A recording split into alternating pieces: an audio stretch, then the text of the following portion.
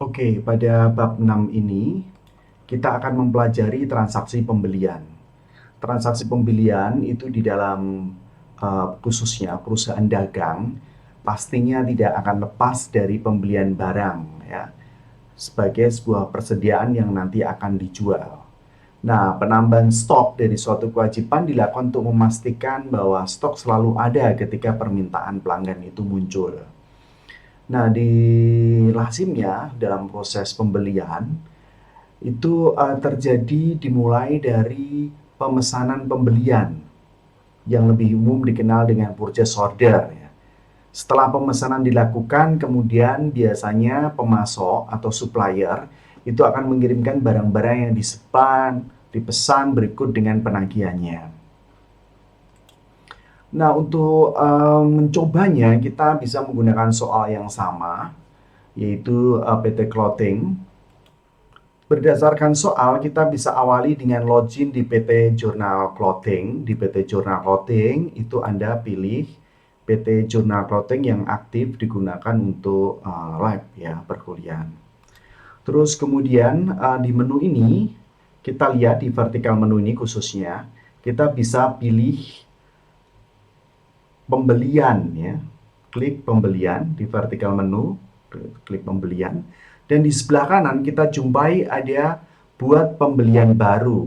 Kita klik buat pembelian baru dan lakukan proses pemesanan pembelian. Anda pilih pemesanan pembelian sesuai dengan soal.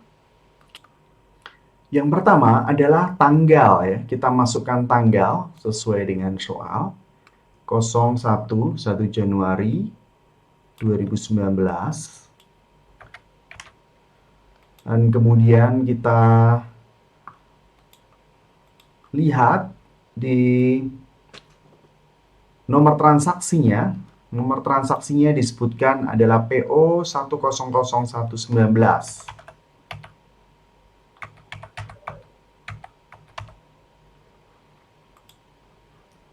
Dan due date-nya adalah mestinya 31 Januari 2019 ya. Kita bisa sesuaikan dengan memastikan 1 Januari dan due date-nya adalah 31 Januari 2019 ya. Dengan syarat pembayaran yang sudah ditetapkan yaitu sebesar net 30. Di soal juga disebutkan bahwa kita memesan kemeja lengan panjang pria sebanyak 100 unit. Kuantitasnya 100 potong ya, bukan unit di sini, mestinya 100 potong. Dan juga dipesan kemeja lengan panjang wanita. Kemeja lengan panjang wanita ya, juga nilainya atau banyaknya sebanyak 100 potong. Tapi di sini disertai dengan diskon sebesar 10%.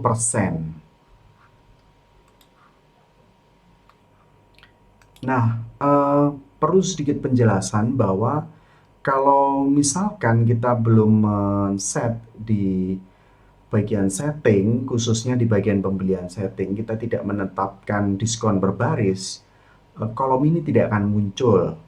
Jadi kita harus balik ke setting dan kita membuat setting up di diskon berbaris yang harus dicentang. Karena ini sudah dicentang, dia akan muncul. Maka kita tambahkan 10% untuk diskon per item yang ada di kemeja panjang wanita. Yang perlu dicatat yang lain adalah kita belum memasukkan tadi di order pada siapa, di order pada supplier Andi. Nah, kemudian kita lihat itu jumlahnya adalah 15 juta untuk kemeja lengan panjang pria dan juga kemeja lengan panjang wanita itu 9 juta. Di soal juga disebutkan kita memperoleh diskon invoice. Jadi untuk seluruh transaksi dari dua jenis produk tersebut, kita memperoleh diskon 5%. Dan perlu diketahui juga di dalam soal disebutkan bahwa diberi uang muka sebesar 10 juta. Jadi kita catat uang muka yang nanti akan dicantumkan di rekening BCA. Kita masukkan uang muka sebesar 10 juta. Kita opsi untuk bank BCA-nya pun kita pilih, bank BCA, IDR sebesar 10 juta. Nah, kalau sudah dirasa cukup transaksinya benar, kita bisa lihat sisa tagihannya adalah 15.080.000 dengan DP 10 juta ya.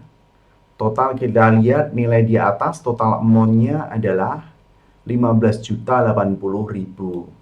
Kalau sudah, kemudian kita klik buat pesanan pembelian. Ada proses beberapa waktu, kita tunggu sebentar, terus kemudian muncul finalnya. Nah, inilah akhir di dalam proses pembuatan pesanan pembelian. Ada total amount sebesar 15.080.000 yang belum ditagih dengan purchase order PO 100119, suppliernya adalah Andi. Dalam beberapa kasus, pencatatan di dalam pemesanan pembelian itu bisa didokumentasikan. Akan tetapi, dengan berbagai pertimbangan, proses dokumentasi itu kalau tidak dilakukan, kita langsung melakukan proses order ya. Terus kemudian barang datang, itu identifikasi atas proses pemesanan itu akan berubah ke dalam format penerimaan barang. Jadi nilai belum ditagih tadi akan tidak terlihat. Kita juga bisa melakukan perubahan di sini dengan mengklik ubah, dan item-item ini masih kita bisa lakukan perubahan. Juga ada button hapus di bawahnya serta button tindakan yang berisi transformasi dari pesanan tadi pembelian menjadi terima pengiriman gitu ya, karena sudah dikirim dan kemudian si suppliernya sudah mengirimkan barang, terus kemudian barang datang, kita terima pengiriman, terus kemudian membuat faktur kalau ada tagihan, dan kemudian deposit serta mengatur transaksi berulang serta tutup pemesanan. Nanti akan kita bahas di topik selanjutnya. Seperti transaksi yang lain, pencatatan atas pemesanan pembelian ini itu belum menciptakan jurnal. Jadi dia hanya disimpan di history yang kemudian nanti dikonversi ke dalam bentuk yang lain. Di soal berikutnya kita jumpai bahwa proses pemesanan tadi sudah selesai dan pemesanan sudah sampai ke supplier. Supplier kemudian mengirimkan barang dan kemudian masuk di gudang. Itu terjadi tanggal 6. Apa yang harus kita lakukan? Kita harus mengakui penerimaan barang tadi. Jadi kita konversi itu dokumen pemesanan tadi menjadi dokumen penerimaan atas barang. Caranya bagaimana? Kita klik pembelian gitu. Tampilan defaultnya memang di faktur pembelian. Faktur pembelian masih di saldo awal. Anda klik pemesanan pembelian, karena tadi kan prosesnya dari baru di pemesanan pembelian. Nah, di pemesanan pembelian Anda lihat ini statusnya masih pada posisi open. Sebesar berapa ya? Sebesar 10 juta ya, dengan total 25.080.000 tadi. Anda pilih purchase order itu dari, kalau mau dicermati transaksinya seperti ini ya, kita 0,80 dengan DP 10 juta tadi ya di awal. Jadi kita balik lagi, kalau mau melihat transaksi sebenarnya, kita balik ke pemesanan pembelian. yang posisinya masih open di tanggal jatuh tempo 31 Januari 2019. Langkah selanjutnya adalah kita klik buat pembelian baru, terus kemudian kita klik pemesanan pembelian.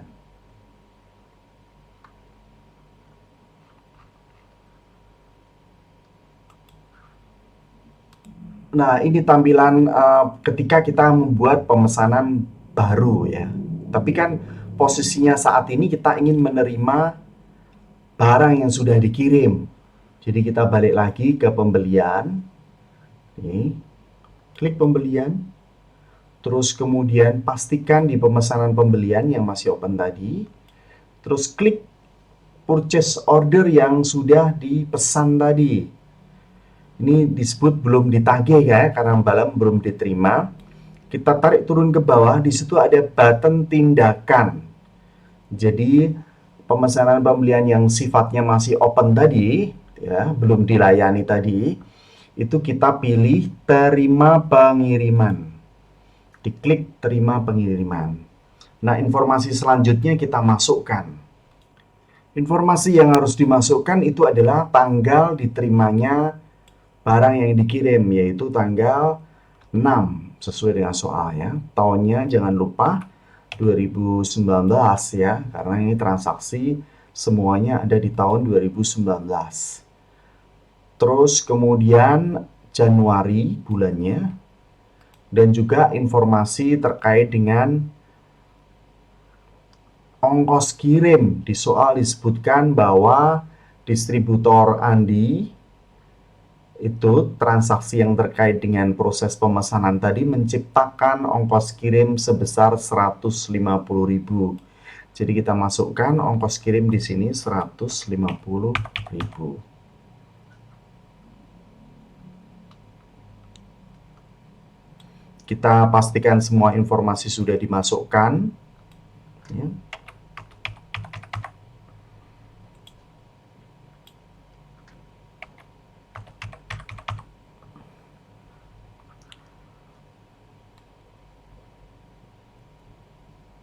Kalau sudah, kita yakin, terus kemudian kita buat pengiriman pembelian. Nah, terus kemudian proses berjalan beberapa detik, dan kita sudah membuat pengiriman pembelian atau dokumen penerimaan barang. Ya, ini cuma istilah faktornya saja ya, pengiriman pembelian. Setelah kita melakukan submit tadi terkait dengan pengiriman, kita bisa cek apakah jurnalnya sudah terbentuk atau tidak. Seperti lazimnya pada waktu kita mempelajari sistem, ketika sebuah order dikirimkan, belum terbentuk jurnal. Sampai kemudian barang itu datang, baru terbentuk jurnal. Karena informasi terkait dengan barang datang tadi akan dibuat accounts payable journal. Kita bisa lihat di sebelah kanan atas ini ada lihat journal entries. Kita lihat di situ besaran pengiriman dan pengangkutannya 150.000, persediaan barangnya 8.550.000, persediaan barangnya 14.250.000, persediaan barang yang kedua. Jadi total ada 22.950.000. Hal yang lain juga bisa kita lihat bahwa terjadi perubahan dari dokumen order berubah menjadi dokumen penerimaan barang. Kita klik di bagian pembelian, terus kemudian kita lihat di pemesanan pembelian. Di pemesanan pembelian statusnya sudah close. Sementara di pengiriman pembelian itu muncul dokumen baru yang disebut dengan purchase delivery dengan kode 10001, statusnya open. Di soal juga disebutkan terkait dengan penagihan pembelian. Jadi setelah barang datang itu biasanya disertai dengan penagihan ya pembelian, atau di waktu yang berbeda ada penagihan pembelian. Tapi di soal dalam hal ini kita jumpai ada penagihan pembelian. Bagaimana mencatatnya pada yang tanggal sama? Kita klik pembelian, Terus kemudian kita lihat menu pengiriman pembelian. Nah, di sini kita lihat statusnya masih open. Kita klik purchase delivery di nomor referensi yang sama. Tukres 10001. Terus kemudian di sini ditulis terkirim ya. Pada waktu sajian terkirim atau di dalam mode yang tadi, kita klik buat penagihan. Nah, informasi berikutnya kita masukkan. Apa saja yang harus dimasukkan di dalam informasi penagihan? Yang pertama adalah tanggal penagihannya, sama dengan tanggal jatuh temponya. Jadi ada identifikasi tanggal pengirimannya. Di sini lihat ada 0601 ya. Jadi tanggal transaksinya 06, terus kemudian tanggal 01. Tanggal transaksinya itu kita sesuaikan tanggal 7 Januari, tanggal jatuh temponya tanggal 6. Begitu kan, karena berikutnya. Dan kemudian tanggal pengirimannya itu adalah tanggal 6 Januari. Tanggal 6 Januari, terus kemudian biarkan yang lain, informasi di lingkar luar itu sudah default dari database. Nomor transaksi juga bisa dianggap auto. Terus kemudian kita masukkan informasi yang ada di tabel. Kita konfirmasi ulang apakah sama. Tidak ada perubahan, tidak ada yang harus kita rubah. Totalnya adalah 15.230.000. Karena kita membayar tagihan. Nah, apa yang harus dilakukan? Kita approval dengan mengklik buat pembelian. Tunggu beberapa saat. Sedang diproses, memang membutuhkan waktu. Total sisa tagihannya adalah 15.230.000. Disebutkan bahwa telah jatuh tempo ya. Karena tanggalnya 6 Februari, terus kemudian tanggal pengirimannya 6 Januari. Kita klik journal entries-nya sebagai berikut. Ya. Kalau sudah kita tutup, kita yakin benar 25.230.000. Kita balik ke tampilan semula tadi ya, yaitu identifikasi atas pembayaran ya, atau besaran nilai tagihan yang sudah dibayarkan. 15.230.000. Kita juga bisa mengubah informasi yang ada di sini dengan mengklik ubah seperti biasanya, atau menghapus dengan mengklik hapus. Nah, bisa juga dimungkinkan dalam sebuah transaksi pembelian itu terdapat retur. Jadi kita mengembalikan barang karena kita melihat ada kerusakan misalkan. Dalam kasus itu bisa kita cermati di soal berikutnya, yaitu berhubungan dengan retur. Yang pertama kita lakukan adalah kita klik pembelian, terus kemudian lihat barang mana yang mau diretur. Nah, di dalam soal disebutkan barang yang mau diretur itu adalah barang yang barusan tadi ditagih tadi ya. Kalau ditagih belum dibayar. Kita klik gitu purchase invoice-nya di barang yang sudah terpilih karena ditagih tadi. Terus kemudian lihat ke bawah. Itu ada tindakan, kita pilih retur pembelian. Klik retur pembelian. Nah, setelah sampai di menu retur, kita tarik turun ke bawah. Di situ ada total retur. Di total retur kita cantumkan berapa returnya, yaitu 940.500.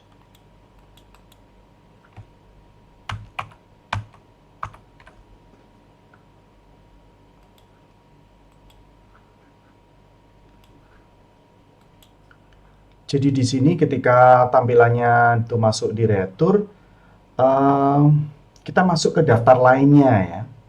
Jadi setelah pembelian tadi, saya ulang, terus kemudian pilih item yang mau diretur, terus kemudian klik nih retur pembelian. Itu menu di vertikal menunya yang aktif berubah ke daftar lainnya. Kita masukkan tanggal di returnya, ya, tanggal 7 Januari 2019. Terus kemudian dari soal kita lihat ada 10 potong kemeja lengan panjang wanita yang akan direktur. Kita tulis 10 potong. Kita lihat totalnya itu menjadi 940.500 yang diretur. Kalau kita sudah yakin itu benar, kemudian kita klik buat.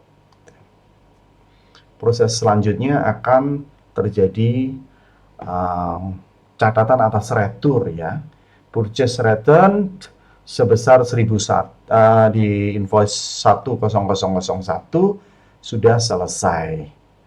Nilainya kita bisa lihat di journal entry-nya. Kalau belum kita refresh, ya, Ctrl R.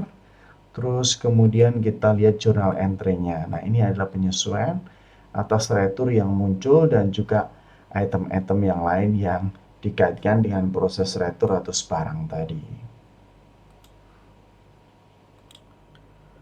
Nah, selanjutnya adalah pelunasan atas seluruh tagihan yang tadi kita lihat di transaksi sebelumnya. Jadi, ketika melakukan proses pelunasan, yang perlu kita lakukan adalah kita klik pembelian, terus kemudian identifikasikan transaksi mana yang mau dilunasi. Tadi di transaksi tanggal 7 Januari, ya, kita klik transaksi tanggal 7 Januari. Terus kemudian kita lihat ke bawah itu ada tindakan. Di tindakan kita klik kirim pembayaran. Nah, masuk di option ini. Sekali lagi masuk di option ini. Terus kemudian kita perlu pertimbangkan beberapa hal. Salah satu di antaranya adalah kapan tanggal pembayaran dilakukan. Di soal disebutkan tanggal pembayarannya ada di tanggal 8, ya. Tanggal 8. Kita masukkan tanggal 8, kita sesuaikan tanggal 8. Terus kemudian kita cermati beberapa hal, yaitu di purchase invoice yang 10001 sebesar berapa? Sebesar 2 juta.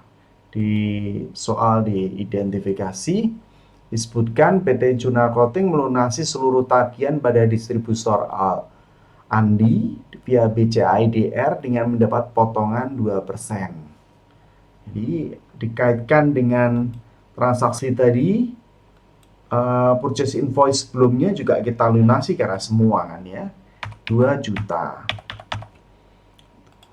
Nah, ini semua akan dilunasi transaksinya Andi, baik di 10001 maupun di 1002.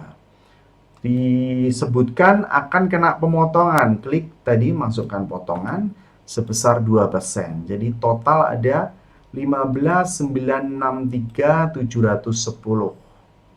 Kalau dirasa transaksinya sudah oke, terus kemudian kita cek tidak ada yang terlewat, pastikan juga cash in bank-nya BCA, ya. Di atas itu ada cash in bank IDR, BCA IDR. Ini sudah BCA IDR, tidak ada masalah. Terus kemudian kita klik buat pembayaran. Kita tunggu sebentar. Terus kemudian purchase payment 1001 itu sudah dibayar lunas. Besarnya nilai ada 16, gitu, ya. 625 tadi disebutkan, 16.625. Total dari pembayaran tadi. Kita lihat journal entries-nya. Journal entries-nya memperlihatkan posisi hutang usaha itu di debit 2 juta, hutang usaha kedua di debit 14.289.500, dan BCA-nya kontra akunnya nilainya sama sehingga seimbang 16.289.500.